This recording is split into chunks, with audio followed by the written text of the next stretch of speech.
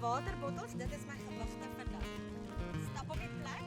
Nou wanneer jy met vakansie is, kan jy met waterbottels gaan stap en dit gebruik as gewigte. Dit maak dit bietjie moeiliker vir jou. En dan wanneer ek stap op die strand en ek stap met waterbottels, dan oefen ek sommer my arms ook, want dit stoot my harttempo op.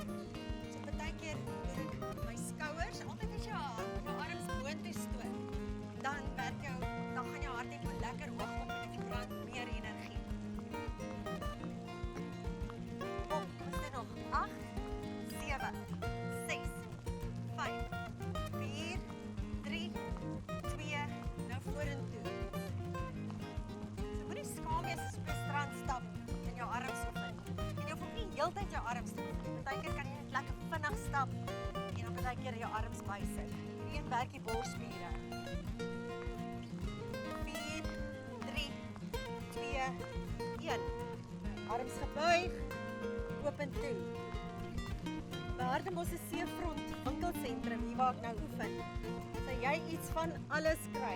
Van kruideniersware tot banke, selfoondienste, klere en bykomstighede. Ons doen nog 4, 3, 2 en 1. Goed, nou wanneer jy stap, kan jy af en toe, so elke 10 minute kan jy stop. En dan doen jy 'n bietjie hurke, lunges. Af en op. En as jy skuins draai, dan kan jy sien hoe dit gedoen word. Die knie bly agter die tone, altyd agter die tone. Jy buig jou agterste been. Hurk agter toe en dan kan jy jou arms saam oefen. So as ek gaan stap ek vir so 10 minute, werk my arms, dan stop ek en dan doen ek hierdie hurke. En dit hou jou harttempo hoog, plus jy kry lekker oefening vir jou boude en jou bobene. Jy kan ook een neersit en dan gaan jy af en op, onderbeen en op. Nou werk jou arms en jou bobene en boutjies.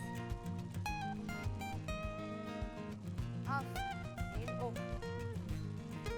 Ja, die koffie hoor is 'n lekker toep as jy kan aflaai en dan baie wenke kry en